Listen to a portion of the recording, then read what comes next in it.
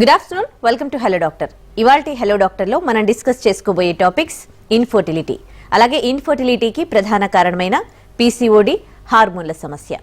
అసలు ఈ హార్మోన్ల సమస్య కావచ్చు, పీసీఓడి కావచ్చు, సంతానలేమి సమస్య రావడానికి ఏ విధంగా కారణాలు అవుతాయి, అలాగే ఇన్ఫర్టిలిటీ అని ఎప్పుడు నిర్ధారిస్తారు పెళ్లైన జంటకు, ఇంకా ఎలాంటి కారణాలు ఉంటాయి పిల్లలు పుట్టకపోవడానికి, ఇవన్నీ కూడా మనకు తెలియజేయడానికి డాక్టర్ కేర్ హోమియోపతి నుంచి డాక్టర్ కేర్ సారిక మనతో ఉన్నారు.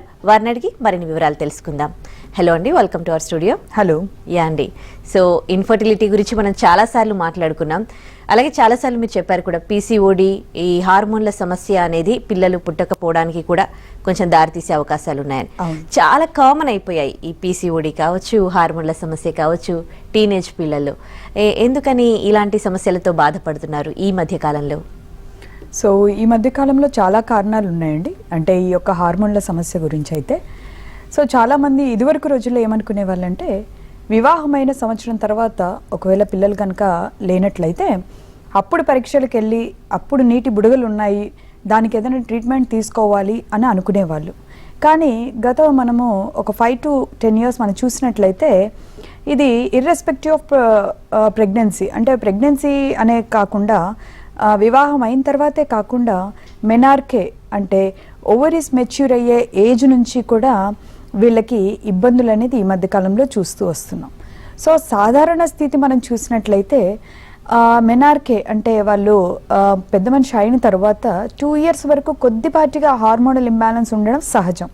అప్పుడప్పుడే హార్మోన్స్ అనేది అడ్జస్ట్ అవుతూ ఉంటాయి కాబట్టి కాస్త 2 months 3 months ఇరెగ్యులర్గా వస్తూ ఉంటాయి. 2 years తర్వాత రెగ్యులరైజ్ అయ్యే అవకాశాలు కూడా ఎక్కువగా ఉంటూ ఉంటాయి. కానీ ఎవరికైతే 2 years తర్వాత కూడా అది రెగ్యులరైజ్ అవ్వట్లేదు, ఇంకా ఇరెగ్యులారిటీ పెరిగిపోయింది, ఐదర్ 15 రోజులకు ఒకసారి రావడం కానీ, లేదా 2-3 నెలలకు ఒకసారి రావడం కానీ, లేదా అసలు 6 నెలల వరకు రాకపోవడం, సంవత్సరం వరకు రాని కేసెస్ కూడా మన క్లినిక్స్లో చాలా వరకు చూస్తూ ఉన్నామండి. సో దీనికి 2 కారణాలుగా మనం చెప్పుకోవచ్చు. ఒకటి హార్మోన్ల ఇంబ్యాలెన్స్ అంటూ ఉంటాం అనమాట. దీనికి ముఖ్యమైన హార్మోన్స్ మనం చూసినట్లయితే FSH, LH అంటూ ఉంటాం. సో కొన్ని యొక్క FSH, LH అనేది కాస్త ఎక్కువగా రిలీజ్ అవ్వడం వల్ల వీళ్ళకి ఒక పీరియడ్స్ అనేది సరిగా రాకపోవడం ఉంటూ ఉంటాయి, డిలే చేస్తూ ఉంటుంది LH హార్మోన్ అనేది. ఇంకొంతమందిలో ఇది ఓవర్గా రిలీజ్ అవుతూ ఉంటాయి, కాస్త ఎక్కువగా రిలీజ్ అవ్వడం ఉంటూ ఉంటుంది, లేదా అతి తక్కువగా రిలీజ్ అవ్వడం ఉంటుంది. అలా ఉన్నప్పుడు పీరియడ్స్ అనేది వెంటనే అంటే ఒక 2 వారాలకే మళ్ళీ పీరియడ్స్ రావడం, 10 రోజులకే మళ్ళీ పీరియడ్స్ రావడం, వస్తే కనుక అసలు ఆగకపోవడం, కంటిన్యూస్ బ్లీడింగ్ అనేది ఉంటూ ఉంటుంది అనమాట. ఈ 2 కూడా మనకి ఇబ్బందికరమైన సమస్యలుగా మనం చూస్తూ ఉంటాం. ఇకపోతే మనం ఇంకో సమస్య చూసినట్లయితే నీటి బుడగలు, అంటే అండాశయంలో నీటి బుడగలు ఉన్నప్పుడు కూడా ఈ యొక్క ఓవరీస్ అనేది మెచ్యూర్ సైజుకి రావు. అలాంటప్పుడు ఓవరీ అనేది సరైన ఇమ్మెచ్యూర్ స్టేజ్లో అది రిలీజ్ అవ్వడం వల్ల కూడా ఈ పీరియడ్స్ అనేది రావు, సరైన సమయానికి రాకపోవడం అంటూ ఉంటుంది. సాధారణంగా ఈ యొక్క పీసీఓడి మనం సమస్యలు చూసినట్లయితే కొన్ని జన్యుపరమైన కారణాలు కూడా చూస్తూ వస్తున్నాం ఇటీవల కాలంలో. సో ఎవరికైనా పేరెంట్స్లో మనకి డయాబెటీస్ ఉన్న వాళ్ళల్లో కానీ, స్థూలకాయం ఒబిసిటీ ఉన్న వాళ్ళల్లో, లేదా పిల్లల్లో మనం ఎక్కువగా ఒబిసిటీ ఉన్నా కూడా పీసీఓడి ఉంటుంది, పీసీఓడి ఉన్న ఒబిసిటీ ఉంటుంది. అండ్ ఈ థైరాయిడ్ సమస్యలు కూడా ఎక్కువగా చూస్తూ వస్తున్నాం ఈ మధ్య కాలంలో ఈ పీరియడ్ సమస్యలు ఉన్న వాళ్ళల్లో. సో మనకు ఒక 10 మందిలో చూస్తే కనుక 30% వరకు మనకి పీసీఓడి కారణాలే మనకి ఎక్కువగా కనిపిస్తూ ఉంటాయి. దీంతో పాటుగా ఒక 30% వరకు థైరాయిడ్ సంబంధిత సమస్యలు, అంటే థైరాయిడ్ గ్రంథి తక్కువ స్థాయిలో ప్రొడక్షన్ అనేది ఉండడం వల్ల కూడా పీరియడ్స్ అనేది రాకపోవడం, బాగా వచ్చినా కూడా ఓవర్ బ్లీడింగ్ అవ్వడం, దానివల్ల రక్తహీనత, బలహీనత, ఎముకలు నొప్పులు, స్పాండిలైటిస్ సమస్యలు, ఇవన్నీ కూడా ఒకదాంతో కూడా మనం సమస్యలు చూస్తూ వస్తున్నాం. సో థైరాయిడ్ సమస్యలు, పీసీఓడి సమస్యలు ముఖ్య కారణంగా ఈ సంతానలేమి సమస్యకి ఎక్కువగా మనం కేసెస్ చూస్తూ వస్తున్నాం. చాలా కారణాలు ఉంటాయండి. సో ఈ యొక్క ఇన్ఫర్టిలిటీ మనం తీసుకున్నట్లయితే మగవారిలోనూ ఆడవారిలోనూ ఇద్దరిలోనూ మనం కారణాలు చూసుకోవాల్సి ఉంటుంది, వాటికి తగ్గ పరీక్షలు చేసుకోవాల్సి ఉంటుంది. దాని తర్వాత నిర్ధారణ బట్టి మనం ట్రీట్మెంట్ ఇస్తే సకాలంలో నిర్ణయం తీసుకుంటే ఖచ్చితంగా మంచి రిజల్ట్ అనేది ఉంటుంది. ఓకే, ఇప్పుడు పెళ్ళైన ఒక జంటకి ఇన్ఫర్టిలిటీ అనే ఇప్పుడు సంతానలేమి సమస్య వచ్చింది అని ఎప్పుడు నిర్ధారించవచ్చు? సో దీనికి నిర్ధారణ మనం చూసినట్లయితే age factor is the main thing. రెండోది వచ్చేసరికి వివాహం అయిన తర్వాత ఒక సంవత్సరం పాటు వాళ్ళిద్దరు కలిసి ఉన్నా కూడా వాళ్ళు కన్సెప్షన్ అవ్వట్లేదు అని అంటే ఖచ్చితంగా దాన్ని ఇన్ఫర్టిలిటీగా తీసుకుంటూ ఉంటాం. ఇంకా కొన్ని కేసెస్లో మనం చూసినట్లయితే సెకండరీ ఇన్ఫర్టిలిటీ అంటారు. అంటే వీళ్ళకు ఆల్రెడీ ఒక బిడ్డ ఉన్నా కూడా కొంతకాలం ఎంత ప్రయత్నించినా కూడా 1 year 2 year 3 years వరకు ప్రయత్నించినా కూడా కొంతమందికి సెకండ్ సంతానం అనేది చాలా కష్టంగా ఉంటూ ఉంటుంది. సో దీనికి ముఖ్యంగా అండాశయంలో నీటి బుడగలు, నీటి కణుతులు రావడం ఉంటుంది, లేదా గర్భసంచిలో కణుతుల సమస్యగా ముఖ్యంగా మనం సెకండరీ ఇన్ఫర్టిలిటీ చూస్తూ ఉంటామండి. ప్రైమరీ ఇన్ఫర్టిలిటీ అయితే మనం నీటి బుడగల సమస్య, హార్మోన్ల సమస్య, థైరాయిడ్ సమస్య, స్థూలకాయ సమస్య, మగవారిలో అయితే వీర్య కణాల సంఖ్య తగ్గడం కానీ, మొటిలిటీ సరిగ్గా లేకపోవడం కానీ, అసలు పూర్తిగా సంఖ్య లేకపోవడం కానీ ఇట్లాంటివి చూస్తూ ఉంటాం. ఓకే, జనరల్గా ఇప్పుడు ఒక పెళ్ళైన జంట మీ దగ్గరికి వచ్చారనుకోండి, సో వాళ్ళకి ఎట్లాంటి టెస్టులు చేస్తారు? ఒకవేళ వాళ్ళకి ఇన్ఫర్టిలిటీ అని తేలింది అనుకోండి, తేలాలి అంటే ఎట్లాంటి టెస్టులు చేస్తారు? తప్పకుండా అండి. సో ముఖ్యంగా ఇన్ఫర్టిలిటీ అని మనము నిర్ధారించాలి అని అంటే హిస్టరీ అనేది చాలా ఇంపార్టెంట్. వాళ్ళ యొక్క ఏజ్ కూడా మనం ఖచ్చితంగా తీసుకుంటాం.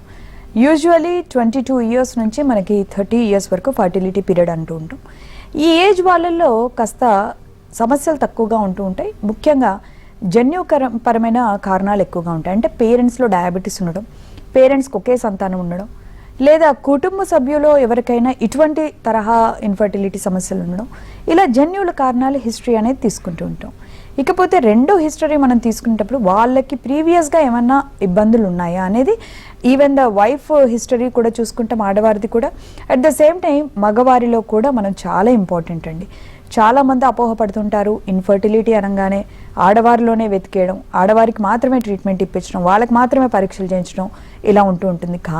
కానే కాదు, ఈ మధ్య కాలంలో మగవాళ్ళల్లో కూడా ఈ సమస్య ఎక్కువగా చూస్తూ ఉన్నాం. కారణాలు ఒత్తిడి అవి ఉండొచ్చు, పొల్యూషన్ అయి ఉండొచ్చు, ఆరెల్స్ కొన్ని జన్యుపరమైన కారణాలు, ఒబేసిటీ అయి ఉండొచ్చు. సో ఇన్ఫెక్షన్స్ కొంతమందిలో ఎక్కువగా యూరినరీ ట్రాక్ట్ ఇన్ఫెక్షన్స్ ఉండడం కానీ, కొంతమందిలో మనం చూసినట్లయితే దీర్ఘకాలికంగా వాళ్ళు ఏదైనా సమస్యకి ట్యాబ్లెట్స్ వాడుతూ ఉంటారు. ఫర్ ఎగ్జాంపుల్ మనకి కొన్ని మానసిక సమస్యల్లో యాంటీ డిప్రెసెంట్స్ వాడుతూ ఉంటారు. కొంతమందికి చిన్న వయసులోనే డయాబెటీస్ వస్తూ ఉంటుంది. సో ఇలా చాలా కారణాల వల్ల కూడా మగవారిలో కూడా మనం సమస్య ఇన్ఫర్టిలిటీకి తగ్గ కారణాలు ఒక 60% వరకు మన మగవారిలో కూడా కనిపిస్తూ వస్తుంది. కాబట్టి ఇద్దరు క్లినిక్కి సంప్రదించాల్సింది ముఖ్యంగా మనం చెప్తూ ఉంటాం. అండ్ రెండోది వచ్చేసరికి వాళ్ళ యొక్క హిస్టరీస్ అనేది చాలా క్లియర్గా తీసుకొని, అమ్మాయి అయితే వాళ్ళకున్న హార్మోనల్ సమస్య దాని గురించి ఫస్ట్ అయితే స్కాన్ రాయడం జరుగుతుంది. దాని తర్వాత హార్మోనల్ టెస్టులు రాస్తాము. దాని తర్వాత పీరియడ్స్ యొక్క రెగ్యులారిటీ అనేది చెక్ చేసుకుంటూ ఉంటాం. యూజువల్లీ చాలామంది చేసే మిస్టేక్ ఏంటంటే ప్రెగ్నెన్సీ కోసమే పీరియడ్స్ రెగ్యులర్గా రావాలి అని పేరెంట్స్ చాలామంది అపోహపడుతూ ఉంటారు. కాదండి. సో పీరియడ్స్ అనేది జనరల్ హెల్త్ వెల్ బీయింగ్ కూడా చాలా ఇంపార్టెంట్ అండి. రెగ్యులర్గా హార్మోన్స్ సర్క్యులేట్ అవుతుంటేనే బాడీలో యాక్టివిటీ కానీ, థైరాయిడ్ ఫంక్షన్ కానీ కరెక్ట్గా ఉంటుంది. ఎముకల బలం కానీ, గ్రోత్ కానీ, ఫిజికల్ అండ్ మెంటల్ గ్రోత్ ఈ రెండు కూడా దీనికి హార్మోన్లతో ఉంటూ ఉంటాయండి. కాబట్టి ఇర్రెస్పెక్టివ్ ఆఫ్ మ్యారేజ్, వివాహం అయినా కాకపోయినా ఎవరికైనా సరే ఈ పీరియడ్ సంబంధిత సమస్యలు ఉంటే కేవలం 21 days పిల్స్ వేసుకొని, కేవలం అది విత్డ్రావల్ బ్లీడింగే ఉంటుంది. 21 days అవ్వగానే మీకు బ్లీడింగ్ వస్తుంది. ఈవెన్ సైకలాజికల్గా you may feel relief, but later on ఆ ఎగ్ క్వాలిటీ అనేది లేకపోవడం, ఒబిసిటీ పెరిగిపోవడం కానీ, ఇన్సులిన్ రెసిస్టెన్స్ వల్ల డయాబెటీస్లు వచ్చేయడం కానీ, సో ఇట్లాంటి సమస్య మనము ఎక్కువగా హెయిర్ ఫాల్ ఉండిపోవడం, దాంతో పాటుగా మెల్లగా థైరాయిడ్ ఇబ్బందులు రావడం, సో ఇలా ఒకదానికొకటి లింకప్ అయి వస్తూ ఉంటాయి. కాబట్టి అశ్రద్ధ చేయకండి. స్టార్టింగ్గా కారణాన్ని తెలుసుకొని కొద్దిపాటిగా హోమియోపతి మందులు వాడితే కనుక మీ యొక్క శరీర తత్వానికి తగ్గట్టుగా మందులు వాడితే హార్మోన్ల ఇంబ్యాలెన్స్ అనేది మనకు క్లియర్ అవుతుంది. దాని ద్వారా రెగ్యులర్ పీరియడ్స్ వచ్చి ఎగ్ క్వాలిటీ బాగుంటుంది. ఆ తర్వాత వివాహానంతరం ఇటువంటి ఇన్ఫర్టిలిటీ సమస్య అనేది లేకుండా ఖచ్చితంగా మనం ప్రొటెక్ట్ అయితే చేయొచ్చండి. రైట్, కాలర్స్ లైన్లో ఉన్నారు, కాల్స్ తీసుకుందాం. హైదరాబాద్ నుంచి శిరీష గారు లైన్లో ఉన్నారు. శిరీష గారు మాట్లాడండి డాక్టర్ గారితో. Madam good afternoon. Madam good afternoon Shirisha గారు, చెప్పండి. మేడం నా ఏజ్ 30 years మేడం. మా హస్బెండ్ ఏజ్ వచ్చేసి 39 years. నాకు ఫస్ట్ బాబు ఉన్నాడు మేడం. సెకండ్ బేబీ పుట్టింది 2018-19 లో. బట్ తన ఎక్స్పైర్ అయిపోయింది. డెలివరీ అప్పుడే ఫ్యామిలీ ప్లానింగ్ కూడా కంప్లీట్ అయిపోయింది. రీసెంట్ గా 2021 Januaryలో రీకాల్యులేషన్ అయింది. ఫస్ట్ 2 వచ్చేసి 2 sections madam, 2 cesareans. Okay. Next మళ్ళీ రీకాల్యులేషన్ అయింది. నేను థర్డ్ దానికి IVF కి రికాన్లేషన్ అయినా కూడా నార్మల్ గా ట్రై చేస్తుంటే అవ్వట్లేదు. ఇప్పుడు 9-10 months అవుతుంది. ఓకే.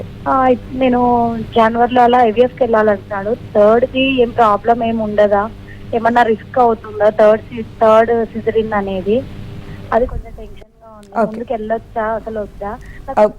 ఓకే అమ్మా, మీ సమస్య నాకు అర్థమైంది.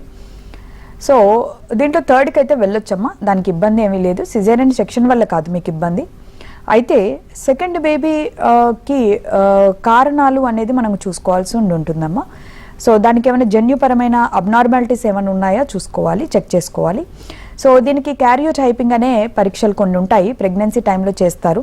టిఫా స్కానింగ్ రెగ్యులర్గా చేసుకోవాలి. ఒక మంచి డాక్టర్ని ఖచ్చితంగా మీరు స్కాన్ సెంటర్ని కానీ ఒక మంచి గైనకాలజిస్ట్ని ఆబ్స్ట్రిషన్ని కలవాల్సి ఉంటుందమ్మా. రెండోది వచ్చేసరికి రీకాన్యులేషన్ అయిన తర్వాత న్యాచురల్గా రావడం అనేది ఖచ్చితంగా కొద్దిగా ఇబ్బందికరమైన కండిషన్. ఎందుకంటే ఆ ట్యూబ్ అనేది చాలా సన్నగా ఉంటుందమ్మా, ఈ ఫెలోపియన్ ట్యూబ్స్ అనేవి.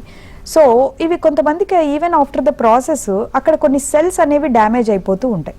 సో ఆ కణాలు అనేది కాస్త డ్యామేజ్ అయినప్పుడు మీ అండాశయం నుంచి అండం వచ్చినా కూడా అక్కడ మనకి ట్యూబ్లోనే ఫస్ట్ కలుస్తుంది వీర్యంతో. ఆ తర్వాత అది కిందకి గర్భసంచిలోకి వచ్చి అక్కడ అతుక్కొని నిలబడి అక్కడ బిడ్డగా ఫామ్ అవుతూ ఉంటుంది, పెరుగుతూ ఉంటుంది. సో ఈ ట్యూబల్ ప్రాబ్లమ్స్ ఏమన్నా అడ్హెజన్స్ ఉండే అవకాశాలు కూడా ఉంటాయి, ఎందుకంటే చాలా సన్న దారం అనేది ఉంటుంది. సో అడ్హెజన్స్ ఏమన్నా ఉన్నప్పుడు ఇటువంటి సమస్యలు యూజువల్గా న్యాచురల్ కన్సెప్షన్ అనేది ఇబ్బంది ఉంటుంది. ఒకసారి మీకు సాల్ఫింజోగ్రఫీ చూడాలి, మేము HSG అంటూ ఉంటారు. ఇది ఒకసారి ఎక్స్రే చూసిన తర్వాత మనకి క్లారిటీ ఉంటుంది ట్యూబ్స్ క్లియర్గా ఉన్నాయా లేదా అని. ఒకవేళ ట్యూబ్స్ క్లియర్గా ఉంటే న్యాచురల్గా హోమియోపతితో ఖచ్చితంగా ట్రై చేయొచ్చు. లేదు మనకి ట్యూబ్స్ క్లియర్గా లేదు, మనకి ఎక్కువగా ఇబ్బంది ఉంది అని అనుకున్నప్పుడు మీరు ప్రయత్నం చేస్తున్న IVFకు ట్రై చేయండి. కానీ IVFలో కూడా మనకి కొంచెం ఛాన్సెస్ అనేది చాలా వరకు తక్కువ అండి. కేవలం 10 to 20% మాత్రమే ఛాన్సెస్ ఉంటాయి. 70 to 80% వరకు కూడా అంత సక్సెస్ రేట్ లేదు. కానీ కొద్దిపాటిగా మీరు హోమియోపతి ట్రీట్మెంట్లు ఏమైనా సపోర్టివ్గా తీసుకుంటూ ఉంటే కనుక ఏదైనా అవకాశం మాత్రం ఖచ్చితంగా ఉండే ఛాన్సెస్ అయితే ఉన్నాయి. ఒకసారి మీ రిపోర్ట్స్ తీసుకొని రండి, మీ పాత రిపోర్ట్స్ అన్ని తీసుకొని వస్తే మరి ట్యూబల్ కండిషన్ ఎలా ఉంది, గర్భాశయ కండిషన్ ఎలా ఉంది, అండాశయ కండిషన్ ఎలా ఉంది చూసుకొని ట్రీట్మెంట్స్ వాడుతూ ఉంటే కనుక న్యాచురల్గా కూడా కన్సీవ్ అవ్వడానికి కొద్దిపాటిగా అవకాశాలు ఉన్నాయి. దగ్గరలోని డాక్టర్ గారికి సంప్రదించి. డాక్టర్ గారు, ఇందాక మనం ఇన్ఫర్టిలిటీకి PCOD కూడా ఒక కారణంగా చూస్తూ ఉంటారని చెప్పారు మీరు.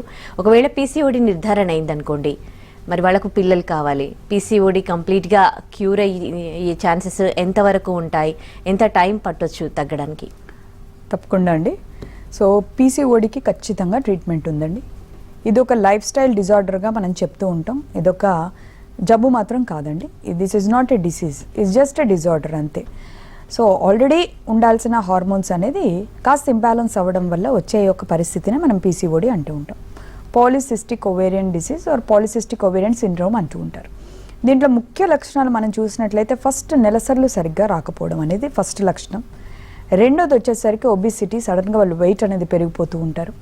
మూడోది వచ్చేసరికి హిర్సుటిజం అంటారు, అంటే ముస్టాచ్ కానీ చిన్ దగ్గర కాస్త ఎక్కువగా హెయిర్ రావడం, అన్వాంటెడ్ హెయిర్ గ్రోత్ అనేది ఉంటూ ఉంటుంది.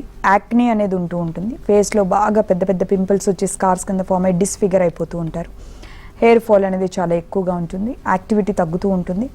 కాన్సన్ట్రేషన్లో కూడా కాస్త తగ్గుముఖం పట్టడం, కాస్త డల్గా ఉండడం కూడా ఈ యొక్క PCODగా మనం చెప్తూ ఉంటామండి.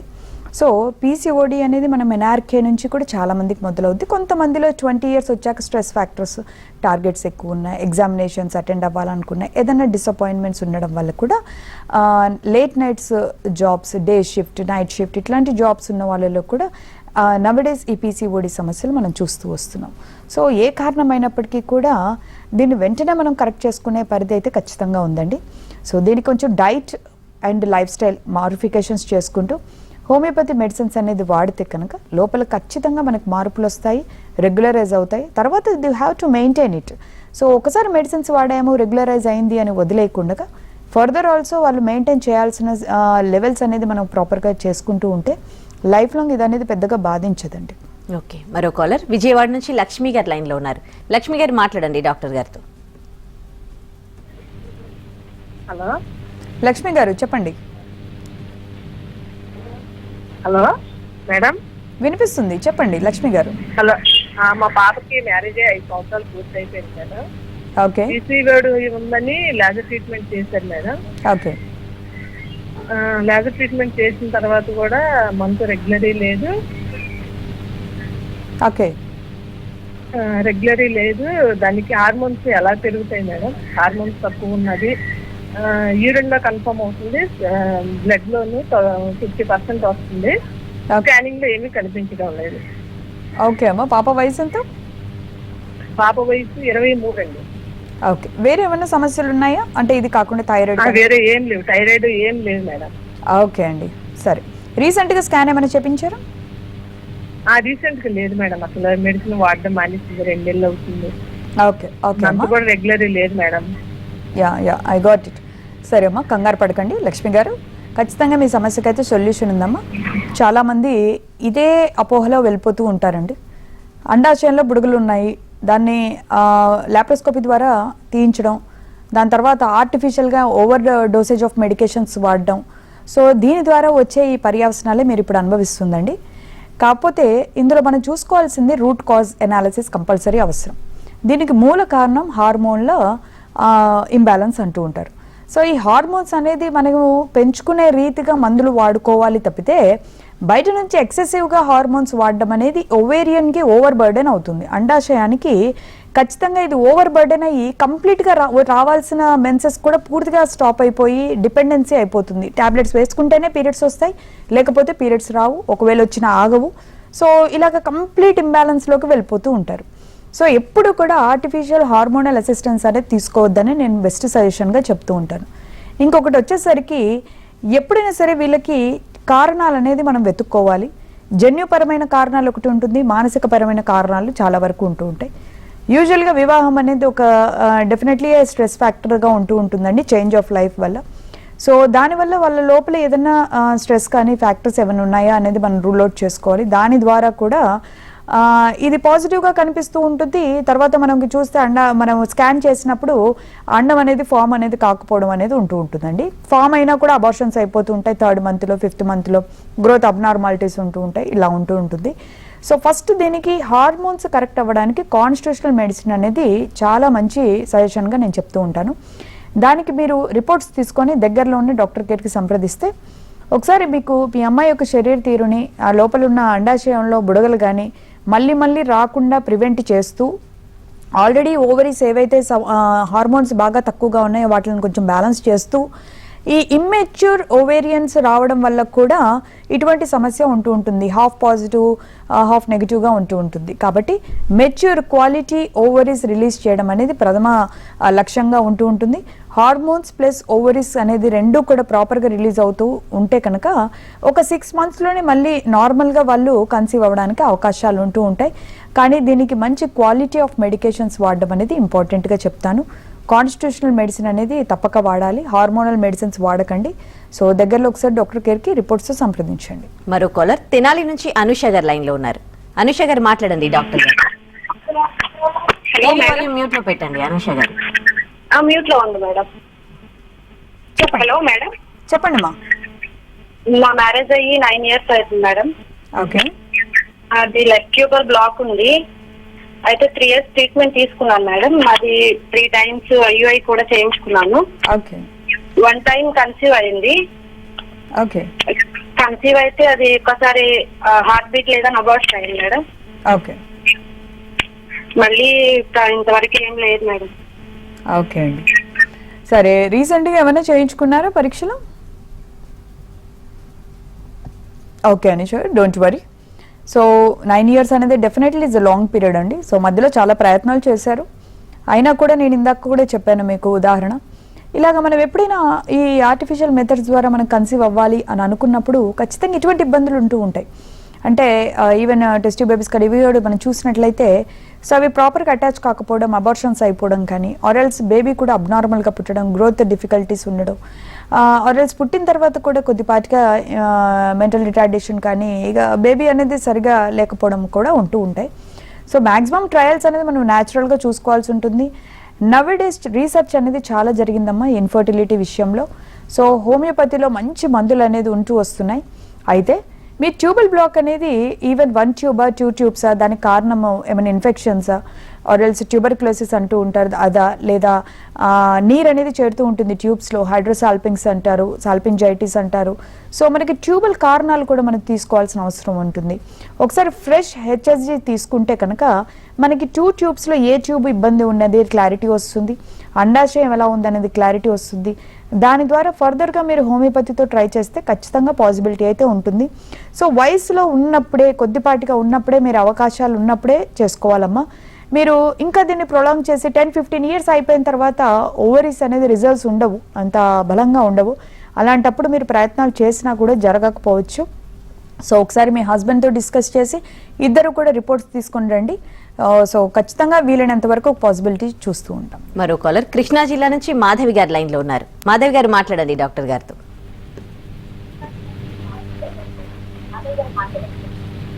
Hello madam. అమ్మా చెప్పమ్మా. మేడం నాకు డేట్ రావట్లేదు మేడం 2 నెలల నుంచి.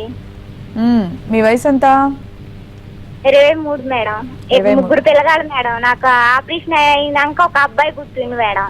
ఓకే. ఆపరేషన్ అయినాక కడుపులో ఉండగా అబ్బాయి పుట్టిండు, మంచిగా ఉంది. ఇన్ని రోజులు వచ్చింది, 3 సంవత్సరాలు వచ్చినాయి అబ్బాయికి కూడా. ఓకే. 3 సంవత్సరాలు వచ్చినాయి. ఇప్పుడు 3 నెలల నుంచి ఆగిపోయింది మేడం, డేట్ ఆగిపోయి రావట్లేదు. ఓకే. మరి పరీక్ష ఏమైనా చేసుకున్నావా? మళ్ళీ మూత్ర పరీక్ష ఒకసారి చేసుకున్నా మేడం. చేసుకున్నా, హాస్పిటల్ కూడా వెళ్ళా. నెగిటివ్ వచ్చిందా?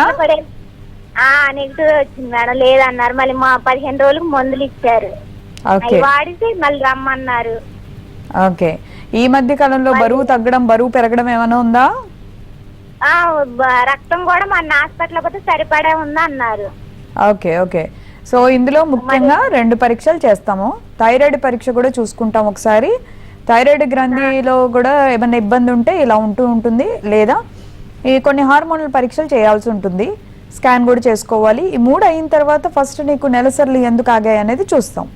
సో దాని ద్వారా మీరు ఇలాగా ఇప్పుడు వాడే మందులు అనేది తాత్కాలికంగా నీకు నెలసర్లు వచ్చినా నీకు 2వ బిడ్డ కావాలి అంటే మాత్రం కొంచెం ఇబ్బందిగానే ఉంటుంది. కాబట్టి దీన్ని న్యాచురల్గా మన శరీరంలో ఉత్పత్తి అయ్యేటట్టుగా, బయట నుంచి తీసుకోకుండా టాబ్లెట్స్ స్వతహాగా మన శరీరంలో ఉత్పత్తి అయ్యేటట్టుగా మందులు వాడడం అనేది మంచిది. కాబట్టి దానికి తగ్గట్టుగా మీరు వాడాలి అంటే మీరు రిపోర్ట్స్ తీసుకొని దగ్గరలో డాక్టర్ కేర్ బ్రాంచెస్ చాలా వరకు ఉన్నాయండి, అన్నీ మీ విజయవాడలో కూడా ఉంది.